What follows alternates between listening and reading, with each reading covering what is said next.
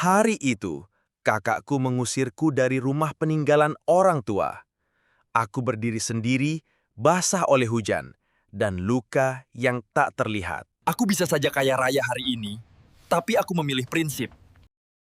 Dulu aku ingin membalas, tapi ternyata memaafkan jauh lebih membebaskan. Namaku Aldi. Dan hari itu, dunia seakan runtuh tepat di atas kepalaku. Ayahku baru saja meninggal seminggu lalu. Dan rumah kecil peninggalan beliau yang selama ini menjadi tempat kami berteduh, mendadak berubah dingin, tak lagi terasa seperti rumah. Bukan karena dindingnya retak atau gentengnya bocor. Tapi karena sikap kakakku, Dian, yang tiba-tiba berubah setelah ayah tiada. Aku nggak mau ribut, Di. Tapi rumah ini warisan orang tua kita berdua. Kita harus jaga sama-sama, ucapku hati-hati sore itu di ruang tamu. Dian, kakakku satu-satunya, duduk bersilang kaki dengan ekspresi sinis. Matanya tak lagi seperti dulu, tak ada kehangatan. Hanya ketegasan dan, entah apa, mungkin kemarahan yang sudah lama dipendam. Jaga sama-sama. Kamu pikir aku nggak tahu maksudmu? Kamu pengangguran, Aldi. Kamu cuma numpang hidup di rumah ini. Jantungku mencelos. Aku ingin membantah. Tapi lidahku keluh. Memang aku belum punya pekerjaan tetap, tapi selama ini aku juga membantu merawat ayah saat sakit. Aku yang memandikan beliau. Aku yang menemani beliau ke rumah sakit. Sementara Dian, hanya datang sesekali, dan bahkan jarang mengangkat telepon. Aku hanya ingin kita adil, Di. Adil? Adil itu saat yang berhak mendapatkan warisannya cuma aku. Kamu belum tahu, kan? Surat warisan ayah udah jelas-jelas atas namaku. Mataku membelalak. Apa? Mulai besok, kamu keluar dari rumah ini. Bukan tempatmu lagi. Aku berdiri terpaku. Mataku menatap setiap sudut rumah ini. Ruang tengah yang biasa kami pakai makan bersama, jendela tempat ayah duduk sambil baca koran, bahkan lantai yang dinginnya menempel di kakiku malam-malam saat aku terbangun karena batuk ayah. Kini semua itu, bukan milikku lagi. Dan malam itu, tanpa banyak kata, aku hanya membawa satu ransel kecil dan beberapa baju. Tanpa tujuan. Tanpa tahu mau kemana. Tapi aku tahu satu hal, aku tidak akan menyimpan dendam. Tapi aku juga tidak akan menyerah. Langit malah menatapku diam. Aku mendongak pelan, lalu bergumam. Ayah, doakan aku. Aku akan bertahan. Dan suatu hari nanti, dunia akan melihat bahwa anak yang terusir ini masih bisa berdiri dengan kepala tegak. Aku berkata begitu sambil menatap langit malam, yang untuk pertama kalinya menjadi atap baruku. Tak ada kasur empuk. Tak ada dinding yang menghalangi angin. Hanya sebuah bangku taman kosong, di bawah pohon yang menggugurkan daun-daunnya, seolah ikut merasakan kejatuhanku malam itu. Aku memeluk ransel kecilku erat-erat. Isinya cuma baju seadanya, dompet tipis, dan foto ayah yang kuselipkan diam-diam sebelum pergi. Foto itu kusimpan di saku dada, tepat di atas jantungku, seolah berharap ayah masih bisa menjaga detaknya tetap kuat. Perutku kosong.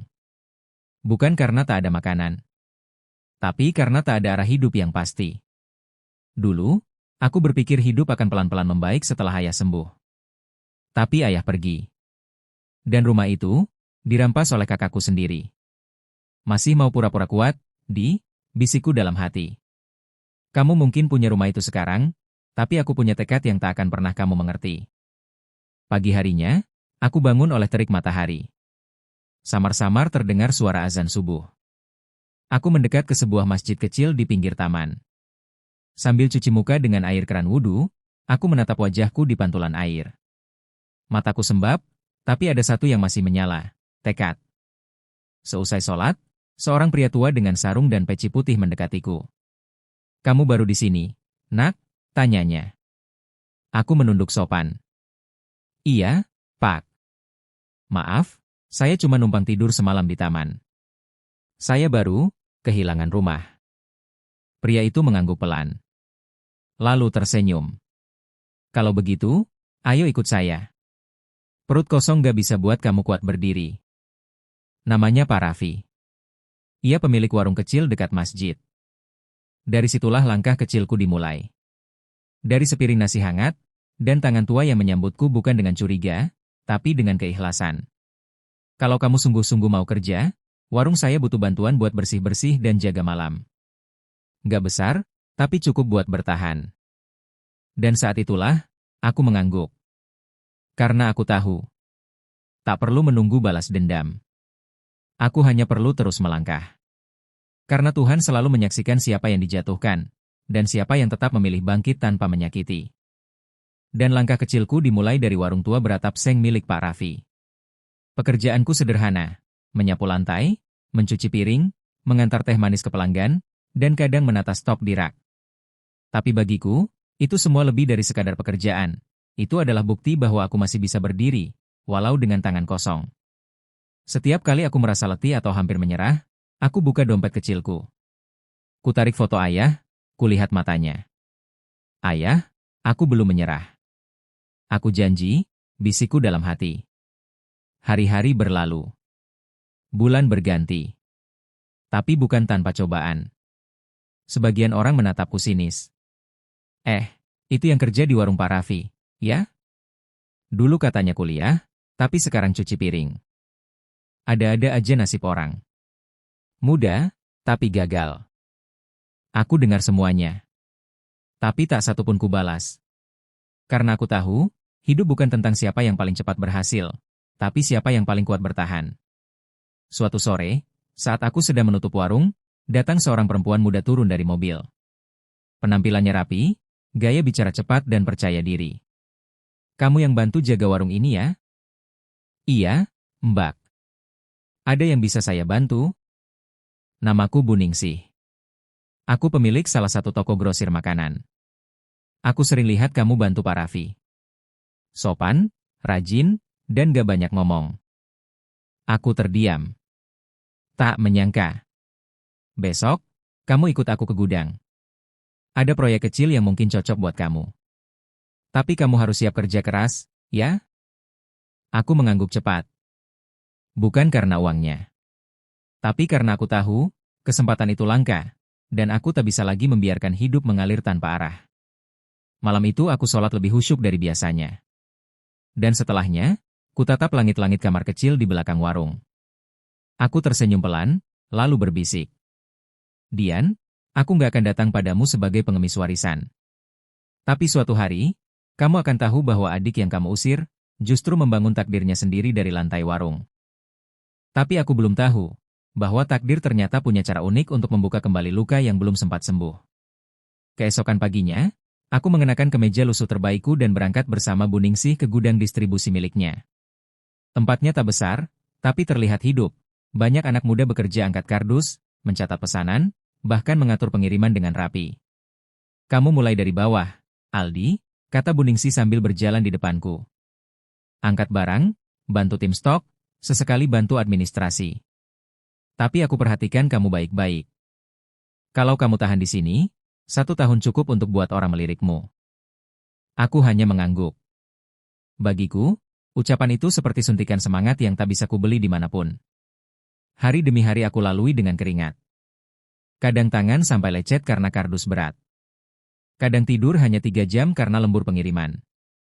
Tapi aku diam. Karena aku tahu, lelahku hari ini adalah batu pijakan masa depanku nanti. Suatu hari, aku sedang membantu staf gudang lain membongkar kontainer.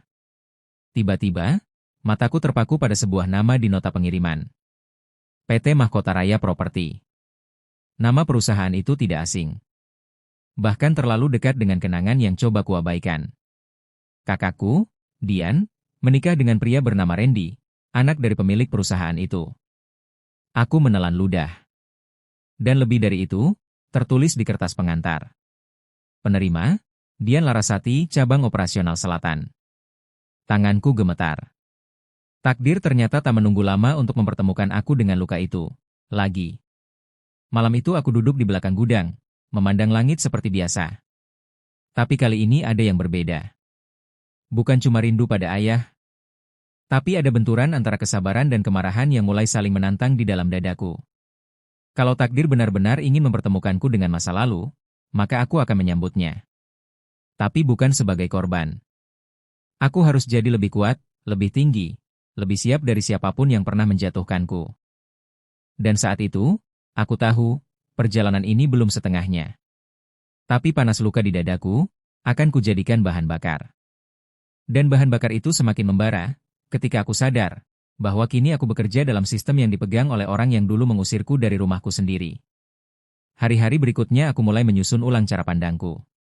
Aku tak hanya bekerja keras, tapi mulai memperhatikan, mencatat, bahkan mempelajari bagaimana alur kerja, sistem distribusi, dan celah-celah kecil yang membuat usaha ini berjalan. Bu Ningsih sering datang memeriksa catatan pengiriman, dan satu kali ia berkata padaku, "Kamu cepat belajar, Aldi." Saya suka itu. Tapi kamu terlihat sering menyendiri akhir-akhir ini. Aku hanya tersenyum, saya sedang berusaha mengenal lebih dalam, Bu. Bukan cuma pekerjaan, tapi juga diri saya sendiri. Ia tersenyum. Kalau begitu, mungkin kamu siap saya ajak ke kantor pusat minggu depan. Kita mau pitching proyek ke klien besar. Aku terdiam. Karena aku tahu, klien besar itu adalah PT Mahkota Raya Properti.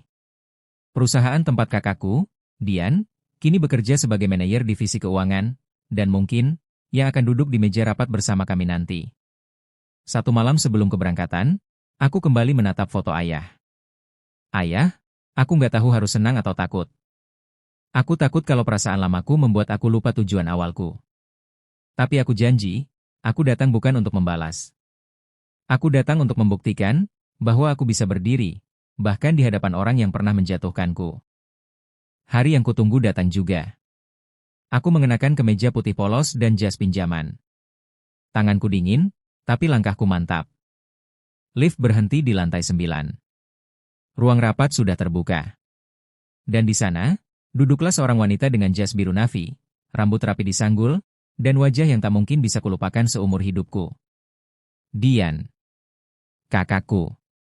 Wajahnya sempat terkejut. Tapi ia menutupi ekspresi itu secepat kilat. Selamat datang di Mahkota Raya, katanya dingin sambil menatap Bu Ningsih. Lalu matanya berpindah padaku. Dan, kamu? Aku tersenyum pelan. Perkenalkan. Aldi. Asisten proyek dari Ibu Ningsih. Diam. Senyap. Hening. Untuk sesaat, dunia berhenti berputar. Kami duduk di meja yang sama. Tapi kami datang dari dua arah hidup yang sangat berbeda. Dan di momen itu aku tahu, ini bukan lagi tentang warisan. Tapi tentang harga diri. Tentang siapa yang tetap melangkah, dan siapa yang akan diam saat dunia mulai membuka lembar baru. Dan kini, kami duduk di meja yang sama. Meja rapat, bukan meja makan keluarga. Dengan jas formal, bukan baju rumah warisan ibu. Dengan senyuman profesional, bukan tawa masa kecil. Dian menatapku. Tapi matanya tak mampu menyembunyikan keterkejutannya. Ia mungkin tak menyangka bahwa adik yang dulu ia usir dengan satu kalimat pendek, kini duduk di hadapannya, bukan sebagai beban, melainkan sebagai rekan kerja dari calon mitra bisnis perusahaannya. Bu Ningsih membuka pembicaraan, menjelaskan konsep proyek yang akan diajukan. Aku diam. Mendengarkan. Tapi saat tiba waktunya aku bicara, aku maju. Tanganku sedikit gemetar, tapi aku genggam kuat lembar presentasi. Proyek kami berfokus pada efisiensi logistik bahan baku. Bukan hanya menghemat biaya, tapi juga mempercepat proses distribusi hingga 17%. Dan, suara Dian memotong, dingin tapi terdengar gugup. Maaf, Anda siapa ya sebenarnya? Ruangan sejenak senyap. Aku menoleh padanya perlahan. Senyumku tenang, suaraku jelas. Saya Aldi, Bu. Asisten dari Ibu Ningsih. Kami bekerja bersama sejak 1 tahun terakhir. Dan sebelumnya, saya juga adik kandung Anda. Suasana langsung berubah dingin. Bahkan pimpinan rapat dari Mahkota Raya sempat terbatu pelan. Dian menegakkan badan, mencoba memulihkan kendalinya. Tapi aku bisa lihat dari gestur tubuhnya, ia sedang tidak nyaman. Ia takut. Takut masa lalu yang ia injak ini berdiri sejajar dengannya. Rapat berakhir. Proyek kami diterima untuk tahap uji coba. Bu Ningsih menepuk pundakku saat di lift, bagus sekali tadi, Aldi. Kamu punya sesuatu yang jarang saya lihat di orang muda zaman sekarang. Tekanan tinggi malah bikin kamu tenang. Aku hanya tersenyum. Tapi jantungku masih berdegup kencang. Bukan karena gugup. Tapi karena pertemuan ini, membuka luka yang belum sepenuhnya sembuh. Sore itu, saat semua orang sudah pulang, aku berjalan keluar gedung. Tapi suara langkah sepatu hak tinggi menyusul dari belakang. Aldi, suara itu terdengar akrab, tapi kini terasa asing. Aku menoleh. Dian berdiri di sana, dengan mata yang sulit diartikan. Kamu kerja sama Bu Ningsih? Kenapa kamu gak bilang kamu akan hadir di rapat ini? Aku menatapnya, kali ini tanpa takut. Kamu juga gak pernah bilang, kamu akan merebut semuanya dan mengusirku dari rumah, kan? Ia terdiam. Aku datang ke sini bukan untuk balas dendam, Kak. Aku datang, karena aku memilih untuk tidak hancur. Dan sebelum aku pergi, aku berkata satu kalimat yang membuatnya tak bisa bicara. Mungkin kamu lupa siapa aku, tapi aku tidak pernah lupa siapa kamu. Aku melangkah pergi meninggalkan Dian yang terdiam di bawah gedung kantornya sendiri. Untuk pertama kalinya, aku tak lagi merasa kecil di hadapannya. Dan untuk pertama kalinya, aku sadar bahwa diamku selama ini bukan kelemahan, tapi kesabaran yang sedang menunggu waktu untuk bersuara. Tapi rupanya, pertemuan itu mengguncang lebih dalam dari yang aku duga. Keesokan harinya, suasana kantor Bu Ningsih sedikit berbeda. Beberapa staf berbisik-bisik saat aku lewat. Ada yang tersenyum sopan, ada pula yang menatap penuh rasa ingin tahu. Saat aku masuk ruang kerja Bu Ningsih, ia menatapku dengan ekspresi serius. Aldi, katanya pelan. Kamu tahu nggak, setelah rapat kemarin, manajemen Mahkota Raya langsung hubungi saya secara pribadi. Aku mengangguk pelan. Saya bisa tebak kenapa. Mereka bilang kamu adik dari salah satu manajer mereka, Dian Larasati. Dan mereka juga bilang, kamu punya masalah keluarga yang belum selesai. Kamu tahu maksud mereka? Aku menarik napas dalam. Saya tahu. Tapi itu masa lalu saya, Bu. Dan saya nggak pernah mencampur urusan pribadi ke dalam pekerjaan. Bu Ningsih menatapku lama, lalu tersenyum. Dan itu alasan kenapa kamu akan saya angkat jadi pemimpin proyek uji coba ini. Aku tercengang. Serius, Bu? Serius. Saya ingin tahu seberapa jauh kamu bisa berjalan kalau tidak ada yang menarikmu jatuh. Namun, kabar itu sampai ke telinga Dian lebih cepat dari yang kukira. Dan sejak hari itu, pergerakannya berubah. Ia mulai menyusun proposal-proposal baru yang menyaingi proyekku. Ia mengatur ulang jaringan vendor. Bahkan mulai mendekati pihak-pihak di manajemen pusat untuk menjatuhkanku diam-diam dari belakang layar. Tapi aku tak tinggal diam. Aku mulai belajar lebih dalam tentang sistem logistik, bahkan mengikuti pelatihan daring di malam hari. Aku memimpin tim kecil dengan tekun dan sabar, sambil memastikan setiap laporan proyek tak punya celah sedikit pun untuk dikritik. Sampai pada suatu malam, aku menerima pesan tak terduga di ponselku. Nomor tak dikenal. Hati-hati. Ada seseorang yang mencoba menjatuhkanmu dari dalam. Orang itu sangat dekat dengan klien utama kalian. Aku tercekat. Aku tahu siapa orang itu. Dan aku tahu, perang ini bukan lagi soal harta, tapi tentang siapa yang mampu tetap berdiri ketika dipukul dari segala arah. Dian tidak menyerangku di depan umum. Ia terlalu cerdas untuk itu. Ia tahu, perang paling menyakitkan adalah yang tak terlihat, yang menusuk dari dalam, tapi tak meninggalkan darah. Beberapa hari kemudian, salah satu tim logistikku dipanggil ke kantor pusat. Alasannya? Ada laporan bahwa tim kami terlambat mengirim barang ke salah satu toko besar. Padahal aku sendiri yang mengawasi pengirimannya. Semua catatan rapi. Bahkan aku punya bukti foto saat barang sampai tepat waktu. Tapi anehnya, nota penerimaan dari toko itu sudah diubah. Aku tidak panik. Aku tahu ini bukan kelalaian biasa. Aku tahu, ini permainan. Lalu aku memutuskan untuk diam-diam menyelidikinya. Malam itu, setelah jam kantor, aku kembali ke gudang. Sendirian. Aku periksa kembali log data pengiriman dan mencocokkan waktu pengantaran.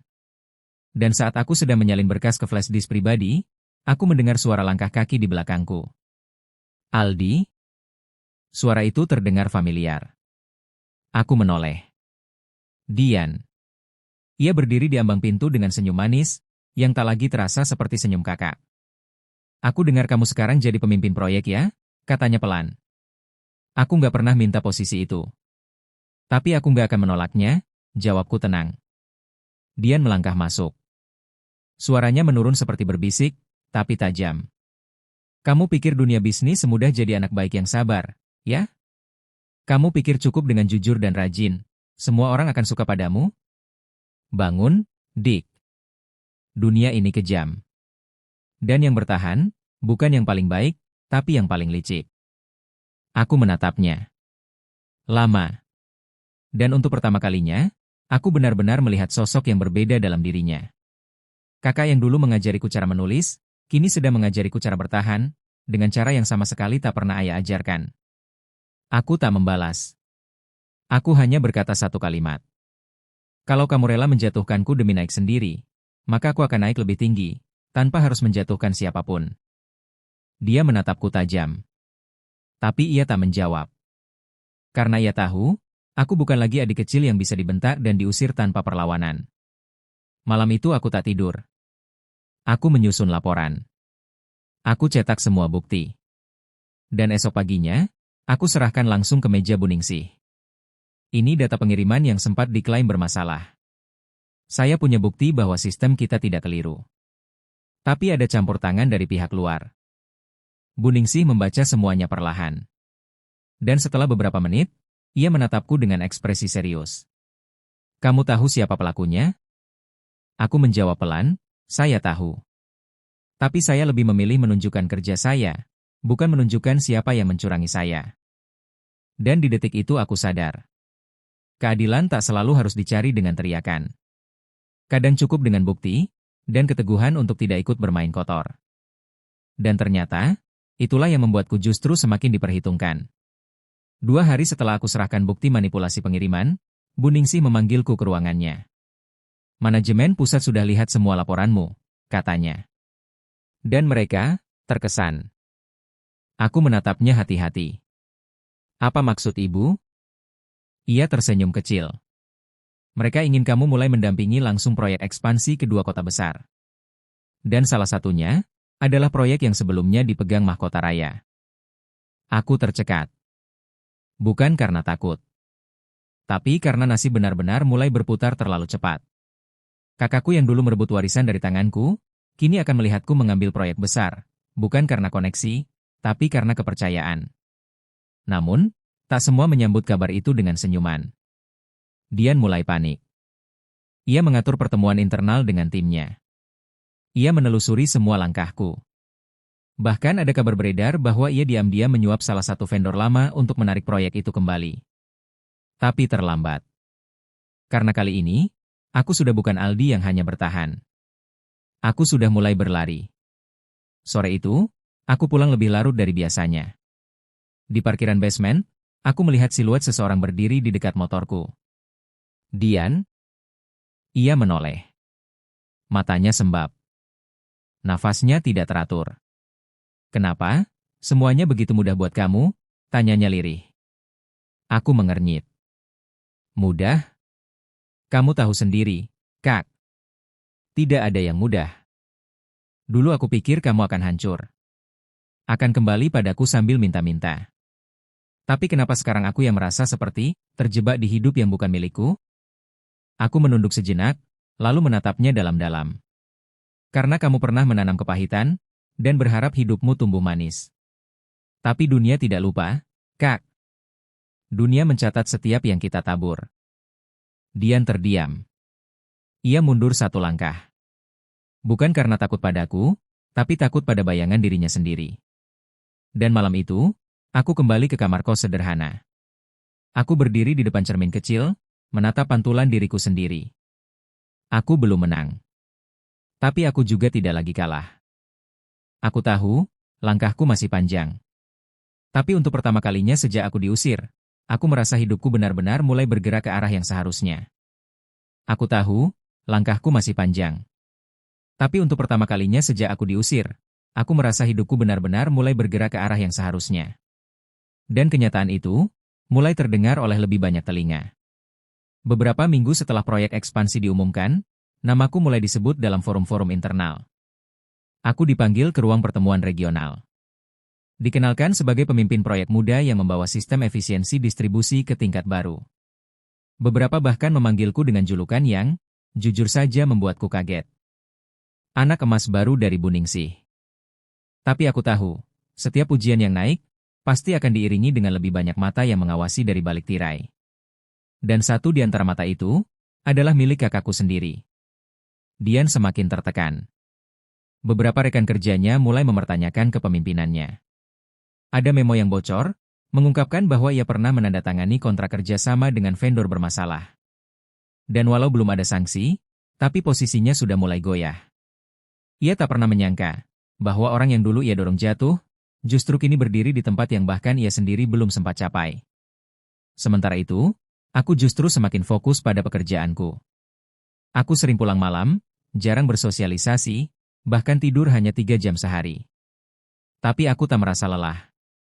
Karena aku tahu, aku sedang membangun sesuatu yang lebih besar dari sekadar karir. Aku sedang membangun kembali harga diriku. Namun malam itu, saat semua orang pulang dan gedung hampir kosong, aku menerima telepon dari nomor kantor Mahkota Raya. Mas Aldi, ini sekretaris dari Ibu Dian Larasati. Beliau minta bertemu diam-diam, malam ini. Katanya penting, pribadi. Aku terdiam. Di mana? Ruang arsip lama lantai 3. Pukul 9 malam. Aku datang. Bukan karena penasaran. Tapi karena aku ingin tahu, apakah ini awal dari permintaan maaf, atau justru akhir dari permusuhan? Ruang arsip gelap dan berdebu. Hanya lampu kecil di pojok ruangan yang menyala. Dian berdiri di sana. Wajahnya berbeda. Tak ada make-up, tak ada blazer mahal. Hanya wajah seorang perempuan yang tampak lelah. Kamu datang, katanya pelan. Karena kamu bilang ini penting. Ia menarik napas panjang. Lalu mendekat. Dan untuk pertama kalinya sejak ayah meninggal, suaranya bergetar. Aku capek, Dik. Aku benar-benar capek. Aku tak menjawab. Karena aku tahu, kadang luka paling dalam bukan yang berdarah, tapi yang tak bisa kita bicarakan pada siapapun. Dian menatapku. Matanya berkaca-kaca. Kamu benci aku, kan? Aku menggeleng. Aku cuma kecewa. Lalu ia menangis. Bukan tangis keras. Tapi tangis sunyi yang seperti pecahan kaca di dalam dada. Dan di balik semua itu, aku sadar. Mungkin ini bukan soal siapa menang dan siapa kalah. Tapi siapa yang mau pulang, dan mengakui bahwa mereka pernah salah. Dan malam itu, aku melihat kakakku bukan sebagai musuh. Tapi sebagai seseorang yang akhirnya tersadar, bahwa selama ini ia telah berlari di jalur yang salah, sendirian, dan penuh topeng. Dian menangis dalam diam. Bahunya gemetar. Tangannya menggenggam ujung jasnya sendiri, seperti mencari pegangan, dalam hidup yang mulai runtuh pelan-pelan. Aku kira aku bisa dapat semuanya, katanya pelan. Rumah, harta, posisi. Tapi ternyata, semua itu malah mengurungku. Dan kamu, yang dulu kuanggap beban, sekarang justru jadi satu-satunya orang yang aku takut hadapi. Aku tak menjawab. Aku biarkan ia bicara. Karena kadang, kesadaran tak butuh jawaban, hanya ruang untuk bernapas. Beberapa hari setelah itu, kabar mengejutkan datang. Komite Internal Mahkota Raya memutuskan untuk membekukan jabatan Dian sementara waktu. Alasannya bukan sekadar laporan vendor, tapi karena ada audit mendalam terhadap sejumlah proyek yang pernah ia tanda tangani. Beberapa tanda tangan dinilai cacat prosedur. Dian terdiam di ruang rapat. Aku hadir sebagai wakil dari pihak mitra proyek. Ketika semua mata tertuju padanya, aku bisa lihat dari jauh, dia bukan lagi sosok yang tinggi hati seperti dulu. Tapi seseorang yang benar-benar lelah. Lalu, pimpinan rapat berkata, kalau terbukti ada pelanggaran, maka posisi manajer proyek akan dialihkan pada pihak lain. Dan kami mempertimbangkan saudara Aldi sebagai kandidat utama. Ruangan hening. Aku mendongak. Menatap pimpinan. Lalu perlahan menggeser pandanganku ke arah kakakku. Dian menunduk. Ia tahu, ini mungkin akhir dari semua yang ia bangun dengan cara tak benar. Dan di detik itulah, aku tahu, aku punya dua pilihan. menerima jabatan itu, berdiri di atas puing-puing kakakku sendiri. Atau, menolak jabatan itu, dan mengembalikan harga dirinya, sekalipun ia pernah merenggut harga diriku tanpa ampun. Malam itu, aku berjalan pulang sendirian. Angin terasa dingin, lebih dari biasanya.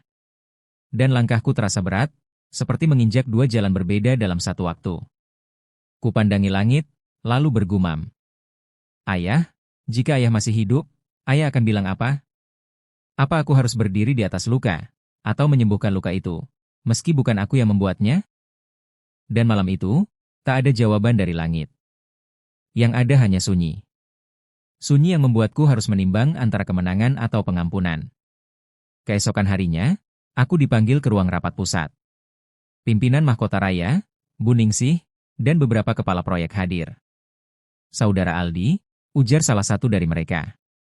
Setelah pertimbangan panjang, kami memutuskan bahwa Anda layak menduduki posisi manajer proyek utama menggantikan Ibu Dian Larasati, efektif minggu depan. Anda bersedia? Aku menatap semua yang hadir. Suasana ruangan menegangkan. Di sudut ruangan, Dian duduk dengan wajah tanpa ekspresi. Tapi aku tahu, di balik diamnya, ada luka, ada ketakutan yang tak ingin ia tunjukkan. Aku menarik napas. Lalu menjawab dengan tenang, tapi menggetarkan hati semua yang mendengar. Saya menghargai kepercayaan ini. Tapi saya ingin menggunakan suara saya untuk satu hal yang lebih besar dari jabatan. Semua menoleh. Bahkan Bu Ningsih tampak terkejut. Apa maksudmu, Aldi? Tanyanya. Aku berdiri, lalu menatap ke arah kakakku. Saya tahu, apa yang pernah dilakukan oleh Ibu Dian bukan tanpa kekeliruan. Tapi saya juga tahu, setiap orang punya titik balik. Dan saya melihatnya, kemarin malam. Dian terdiam. Matanya mulai berkaca-kaca. Aku lanjut bicara. Jika jabatan ini membuat saya terlihat menang, maka saya memilih untuk tidak memakainya. Saya tidak ingin jadi pemimpin yang lahir dari puing-puing orang lain. Saya ingin tumbuh, dengan cara yang membuat saya tetap bisa menatap cermin tanpa kehilangan siapa diri saya. Ruangan senyap. Lalu, perlahan, terdengar tepuk tangan kecil dari sudut ruangan. Diikuti 1, 2, hingga seluruh orang berdiri memberi aplaus. Bukan karena aku menolak jabatan itu. Tapi karena aku menolak cara menang yang salah. Setelah rapat bubar, Dian menghampiriku di luar ruangan. Matanya masih sembab. Tapi kali ini, ada sesuatu yang berbeda. Kenapa kamu melakukan itu? Bisiknya. Aku nggak pantas dimaafkan. Aku menatapnya lembut. Dulu aku juga nggak pernah minta kamu menjatuhkanku, Kak. Tapi hari ini, aku memilih untuk tidak jadi kamu yang dulu. Air matanya jatuh. Dan di tengah koridor yang biasanya penuh langkah cepat dan ambisi, kami berdiri dalam diam, dua saudara yang pernah saling menyakiti, akhirnya memilih saling memahami. Dan saat itu, aku sadar. Pengampunan tak selalu membuat kita terlihat lemah. Justru disitulah kekuatan sejati itu muncul. Setelah aku menolak jabatan itu, aku kembali ke kantor Bu Ningsih. Ia menyambutku dengan sorot mata yang sulit kutebak, antara kagum dan heran. Kamu tahu, Aldi, katanya sambil menyesap kopi. Kamu baru saja menolak peluang besar. Tapi kamu juga sedang menciptakan sesuatu yang lebih besar, reputasi. Aku hanya tersenyum. Saya cuma nggak mau menang dengan cara yang salah, Bu. Bu Ningsih mengangguk pelan. Lalu menatapku serius. Maka saya akan berikan kamu posisi yang kamu benar-benar layak dapatkan. Bukan karena menggantikan orang lain, tapi karena kamu membuktikan bahwa kamu memang pantas memimpin. Beberapa minggu kemudian, aku resmi ditunjuk sebagai Kepala Divisi Inovasi Distribusi. Bukan posisi Dian, bukan pula hadiah karena drama keluarga, tapi posisi yang kubangun sendiri, dari kerja keras dan nilai. Namaku mulai diperbincangkan bukan hanya di internal perusahaan, tapi juga di kalangan mitra dan vendor. Beberapa media menulis tentang pendekatanku yang lebih manusiawi, lebih jujur, tapi tetap tegas. Dan yang membuatku paling terkejut, adalah siapa yang pertama kali memberi ucapan selamat secara terbuka. Dian. Ia berdiri saat rapat bulanan di kantor pusat, dan berkata dengan lantang. Saya pernah membuat kesalahan, dan saya kehilangan banyak hal karena itu. Tapi hari ini, saya ingin jadi saksi, bahwa orang yang paling dulu saya remehkan, justru menjadi orang yang paling layak saya hormati. Selamat, Aldi. Ruangan seketika hening. Lalu tepuk tangan menggema. Dan untuk pertama kalinya, aku tak menoleh ke belakang. Aku menatap ke depan, ke masa depan. Malamnya, Dian mengajakku bertemu di rumah masa kecil kami. Rumah yang dulu ia rebut sepihak, dan kutinggalkan tanpa satupun harta. Ketika aku tiba, pintu rumah itu terbuka. Dian berdiri di ambang pintu sambil berkata, "Aku ingin kamu masuk, bukan sebagai tamu, tapi sebagai adikku, yang rumah ini pernah sakiti." Aku melangkah masuk. Dan di ruang tamu yang dulu penuh kenangan dan luka, aku berdiri tegak. Rumah ini gak lagi punya bayangan kelam, Kak. Sekarang, rumah ini bisa jadi awal yang baru. Dan malam itu, untuk pertama kalinya dalam bertahun-tahun, aku tidur di rumah peninggalan orang tua kami. Tanpa rasa marah. Tanpa luka yang menyesakkan dada. Hanya damai, yang datang setelah perjalanan panjang penuh luka. Tapi kedamaian itu tak berlangsung lama. Karena keesokan harinya, aku mendapat panggilan dari salah satu petinggi perusahaan mitra nasional. Namanya Pak Hartono, pengusaha besar yang punya pengaruh luas di dunia distribusi barang konsumsi. "Aldi," katanya di ujung telepon, "kami tertarik menjadikan sistem logistikmu sebagai blueprint nasional. Tapi tentu, kamu harus siap main di level yang berbeda. Lebih cepat, lebih keras, dan lebih fleksibel." Aku mengernyit. Fleksibel, maksudnya? Ia tertawa kecil. "Maksud saya, jangan terlalu kaku sama aturan. Kalau ada sedikit laporan dimanipulasi, atau data diubah demi efisiensi, anggap itu sebagai keluasan bisnis. Kamu paham, kan?" Hatiku tercekat. Aku tahu ini bukan tawaran biasa. Ini adalah pintu menuju puncak. Tapi juga tangga yang dibangun dari batu-batu curang. Malam itu aku duduk sendiri di beranda rumah. Angin berhembus pelan. Dian keluar membawakan teh. Ia duduk di sebelahku, dalam diam. "Kamu kelihatan gelisah," katanya. Aku mengangguk. Aku ditawari proyek distribusi nasional. Tapi mereka minta aku tutup mata untuk hal-hal yang nggak etis. Dian terdiam sejenak. Lalu berkata dengan suara lirih, "Dulu aku pernah berpikir, semua bisa dibeli dengan jabatan dan jaringan. Tapi ternyata, hati yang tenang gak bisa dibeli. Itu yang sekarang sedang kamu pertaruhkan, Dik." Aku menatapnya. Dan di wajah kakakku yang dulu keras dan ambisius, kini aku lihat seorang manusia yang belajar dari kejatuhannya. Keesokan harinya, aku duduk di ruang rapat bersama Pak Hartono. Kontrak kerjasama sudah siap ditandatangani. Tim media sudah menunggu untuk dokumentasi. Pak Hartono tersenyum. "Tinggal satu tanda tangan, Aldi. Setelah ini, kamu akan jadi nama besar." Aku menatap dokumen itu. Lalu, aku letakkan pulpen. "Maaf, Pak. Saya tidak bisa menandatangani ini." Ruangan hening. Pak Hartono menaikkan alis. "Alasannya?" Aku menatapnya tajam, tanpa gentar. "Karena saya tidak membangun kepercayaan untuk digadaikan. Saya bukan anti risiko, tapi saya anti kecurangan." Pak Hartono tersenyum kecut. "Kamu tahu, Aldi, banyak orang yang ingin ada di posisi kamu sekarang." Aku tersenyum tipis. Mungkin, karena mereka belum tahu rasanya dihancurkan dari belakang. Lalu aku berdiri. "Saya mohon pamit, Pak." Dan saat aku keluar dari gedung itu, aku tahu. Hari ini aku mungkin kehilangan proyek besar. Tapi aku berhasil menyelamatkan sesuatu yang jauh lebih penting, diriku sendiri. Dan anehnya, begitu aku keluar dari gedung itu, aku tidak merasa kalah. Tidak juga sedih. Yang kurasakan justru lega. Karena untuk pertama kalinya, aku bisa berdiri di tengah badai tanpa kehilangan arah. Namun hidup bukan tentang satu keputusan besar, tapi tentang apa yang kita lakukan setelahnya. 2 minggu setelah aku menolak proyek nasional itu, aku menerima banyak pesan. Ada yang menyayangkan, ada yang mencibir. Tapi yang paling mengejutkan justru datang dari seseorang yang tak kusangka, Bu Ningsih. "Aldi," katanya lewat telepon. "Saya tahu kamu sedang banyak kehilangan. Tapi saya juga tahu, kamu sedang berada di titik paling bersih dalam perjalananmu. Saya ingin investasikan modal dan kepercayaan ke dalam satu hal, yaitu kamu. Aku terdiam. Maksud ibu? Saya ingin kamu dirikan perusahaan distribusi sendiri. Mandiri. Tanpa bayang-bayang siapapun. Saya akan jadi investor awal. Tapi kamu yang tentukan nilainya. Malam itu, aku kembali ke rumah. Di meja makan kecil, aku membentangkan rencana bisnis yang sudah lama kusimpan diam-diam, mimpi yang sempat aku kubur karena merasa tak punya daya. Dian duduk di seberangku, memperhatikan dengan seksama. Kamu yakin dengan ini? Tanyanya pelan.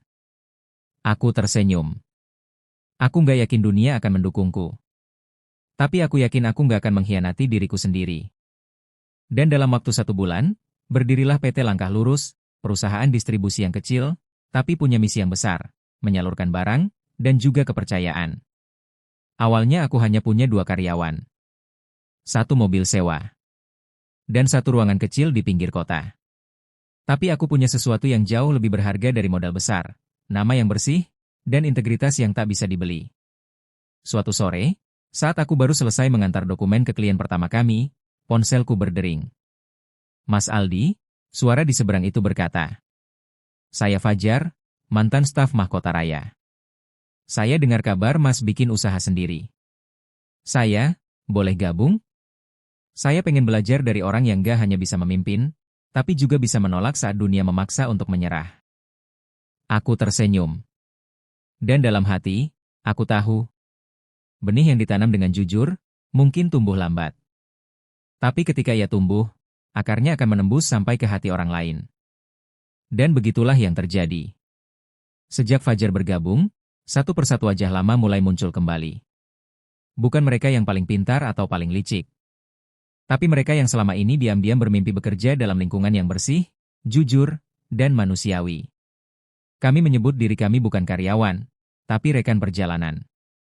Karena kami sama-sama sedang belajar, bukan hanya soal logistik, tapi soal bagaimana bertahan sebagai manusia baik di dunia yang kadang kejam.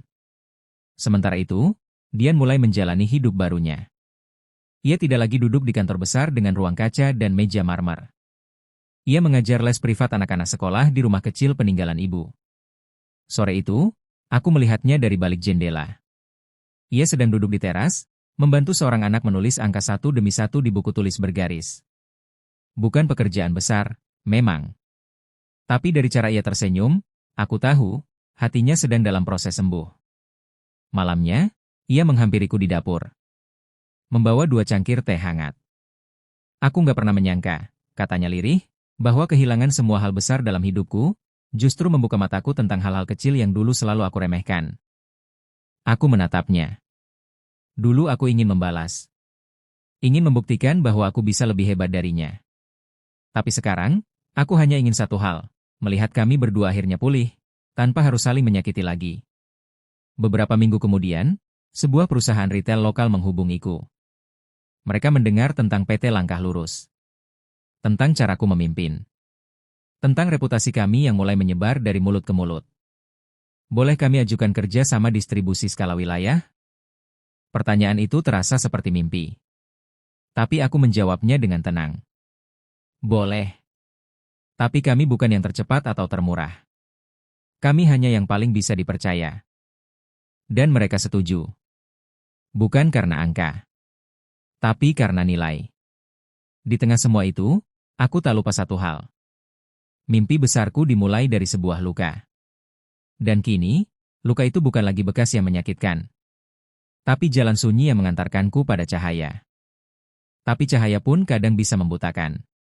Dan aku hampir lupa, bahwa semakin tinggi kita melangkah, semakin besar pula ujian yang datang. Beberapa hari setelah kerjasama dengan retail lokal berjalan, aku dihubungi oleh seorang investor asing. Namanya M.R. Raymond, pemilik perusahaan multinasional yang bergerak di bidang distribusi cepat. Ia sudah mendengar tentang PT Langkah Lurus. Kami ingin mendanai ekspansi besar-besaran perusahaan Anda, katanya dalam rapat daring. Dalam 3 bulan, kami bisa buat nama Anda dikenal di 5 provinsi sekaligus. Asalkan, aku langsung tahu, akan selalu ada asalkan. Asalkan Anda bersedia melakukan penyesuaian kecil pada sistem kerja Anda, lebih efisien, lebih kompetitif. Dan kalau perlu, lebih fleksibel terhadap data operasional. Hatiku mencelos. Aku tahu arti kata fleksibel itu. Itu adalah bentuk lain dari membiarkan manipulasi kembali masuk. Itu adalah pintu yang dulu kutolak, kini datang lagi dengan pintu yang lebih mewah. Malam itu aku termenung di teras rumah. Dian datang dengan secangkir susu hangat. Ia duduk di sebelahku, seperti biasa. Tapi kali ini, ia yang membuka percakapan. Dulu aku juga pernah ditawari kerja sama semacam itu, katanya pelan. Aku terima. Karena kupikir semua bisa aku atur. Tapi ternyata, bukan uangnya yang mengatur aku. Ambisiku sendiri yang akhirnya menghancurkan aku. Aku memejamkan mata. Luka itu mungkin sudah sembuh, tapi bekasnya selalu jadi pengingat.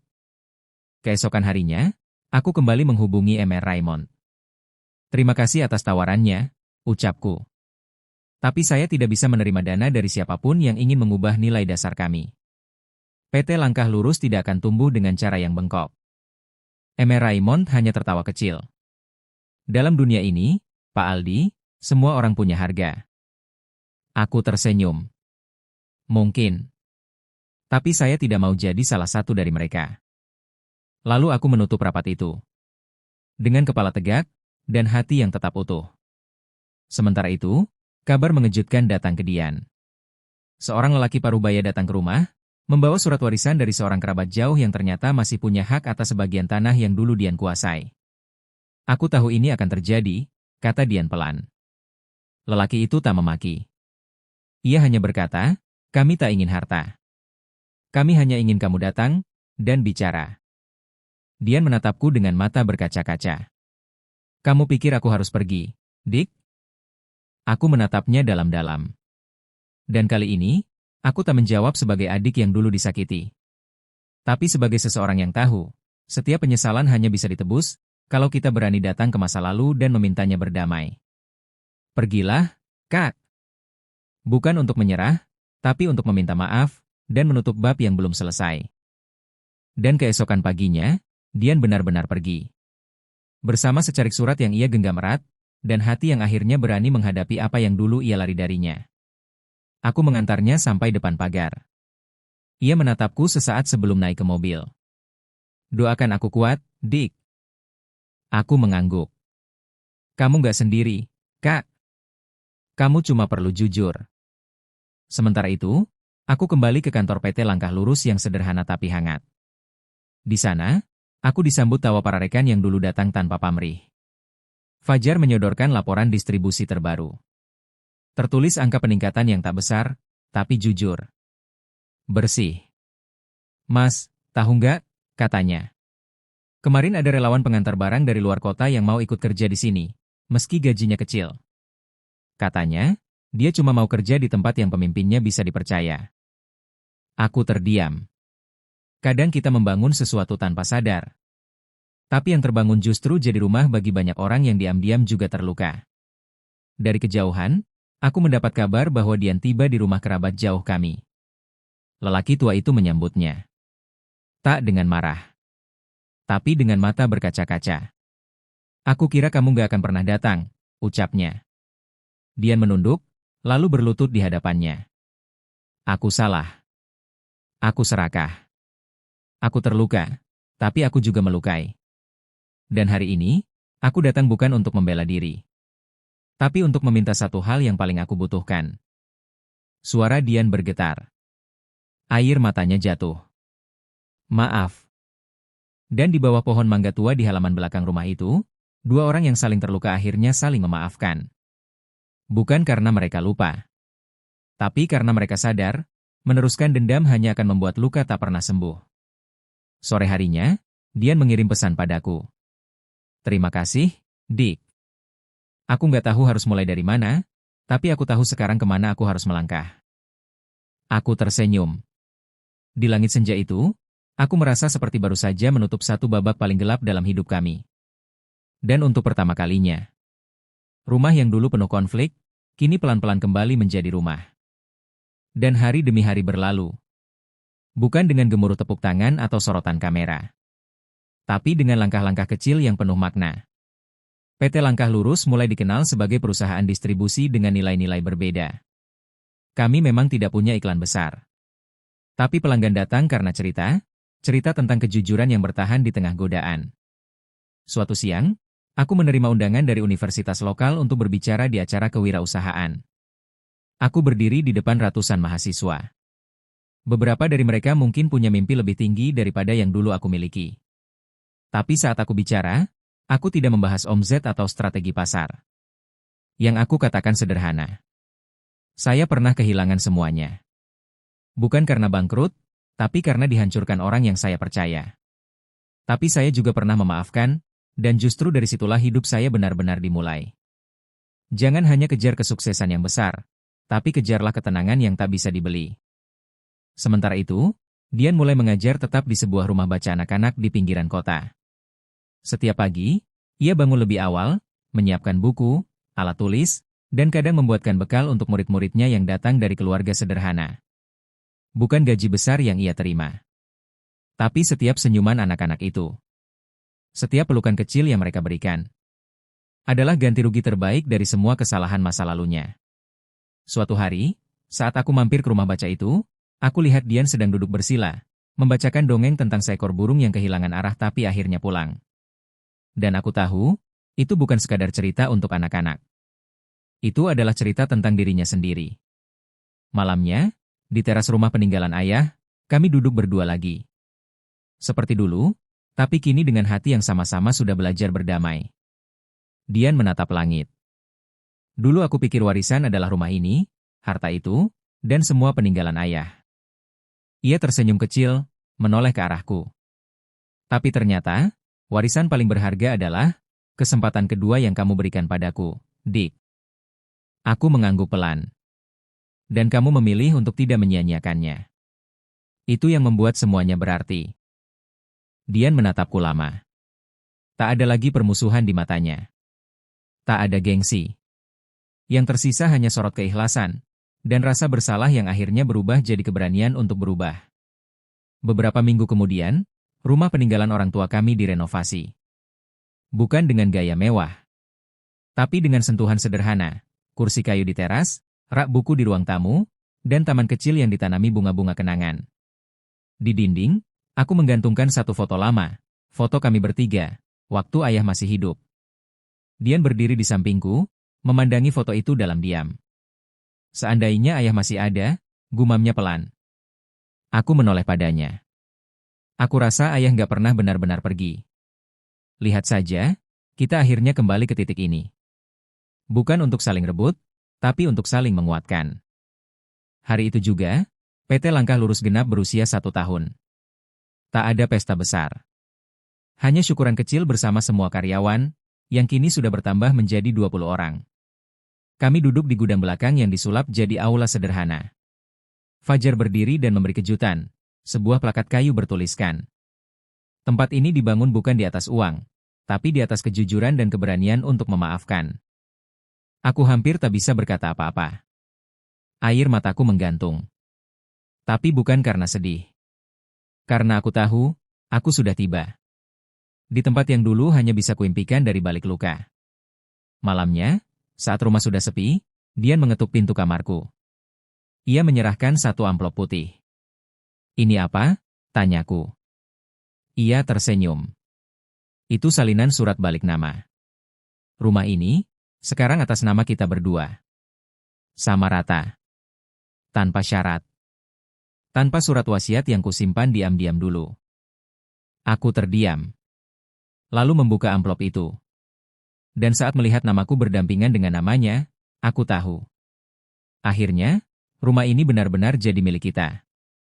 Bukan karena warisan. Tapi karena kita memilih untuk memperjuangkannya kembali. Bersama. Beberapa hari kemudian, aku berdiri di halaman depan rumah. Seorang anak kecil, murid les Dian, berlari sambil tertawa dan melambaikan tangan padaku. Om Aldi. Katanya rumah ini dulunya rumah sedih ya? Tapi sekarang jadi rumah bahagia. Aku tersenyum.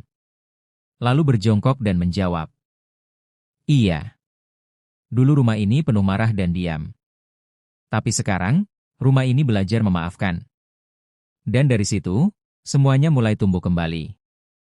Dan disinilah aku sekarang.